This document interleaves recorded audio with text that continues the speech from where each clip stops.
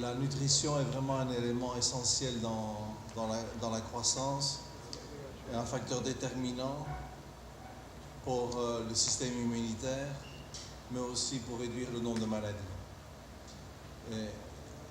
L'enfant bien portant apprend mieux. C'est celui qui est bien nourri qui permet de croître correctement et donc de renforcer la productivité du pays. Ce qui se passe dans cette journée est vraiment un élément essentiel à contribuer donc à l'amélioration même économique du pays. Améliorer la nutrition, c'est sortir de ce cercle vicieux de la pauvreté et de la faim. Haïti doit être félicité pour cette initiative qui a déjà donné de nombreux résultats extrêmement positifs. Même si les résultats ne sont pas toujours mesurables de manière tout à fait précise, les chiffres qui sont disponibles montrent très clairement déjà les bénéfices qui ont été obtenus. Le problème de manque de vitamine A est un problème énorme pour la santé. Au cours de cette semaine, comme l'ont dit mes prédécesseurs, et dans chacun des 10 départements du pays, en complément des activités de routine, les enfants vont recevoir des micronutriments comme la vitamine A, le zinc. Ils vont aussi recevoir un déparasitant, l'albendazole, et des sels de réhydratation orale. Nous tenons à signaler que le système de routine demeure fondamental. Il nous paraît important de lui accorder toute la priorité et le renforcer pour s'assurer que les enfants continuent à bénéficier régulièrement de ces services à l'avenir. Un autre pilier de cette semaine de la santé dont on a parlé, c'est la vaccination.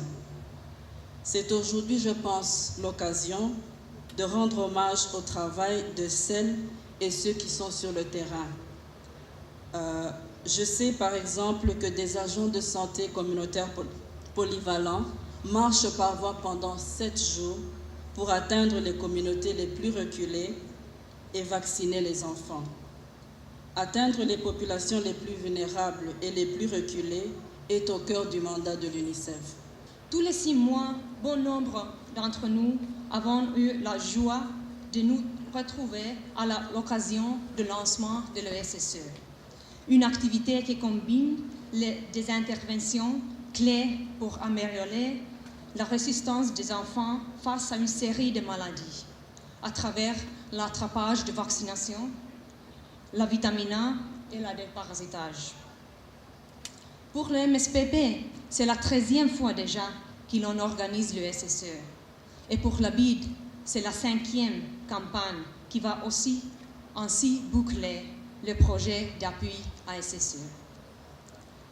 En 2003, la première fois que nous avons organisé la campagne, 350 000 enfants ont bénéficié et dans les années suivantes, la couverture a augmenté à chaque fois.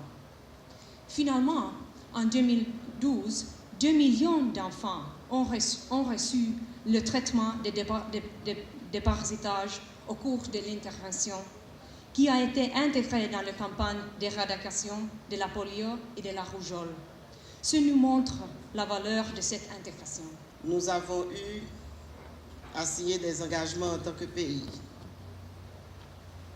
particulièrement les engagements et en rapport aux objectifs du millénaire de développement. Nous sommes liés à ces engagements pour plusieurs raisons. Mais l'une d'entre elles, que je pense être la plus importante, n'est pas l'engagement international. C'est l'engagement de citoyens habitant dans un pays qui s'appelle Haïti. Nous avons essayé en plusieurs fois d'avoir des stratégies. Nous avons essayé en plusieurs fois d'atteindre des groupes cibles qui sont des groupes assez importants. Aujourd'hui encore, dans notre politique de santé, nous parlons de la santé maternelle, donc de la santé des femmes, et nous parlons de la santé des enfants. Aujourd'hui, on parle de la semaine de l'enfant. En plusieurs fois, j'ai parlé des soins préventifs, de la vaccination. Ce matin encore, nous étions en train de parler de prévention de syndrome grippal.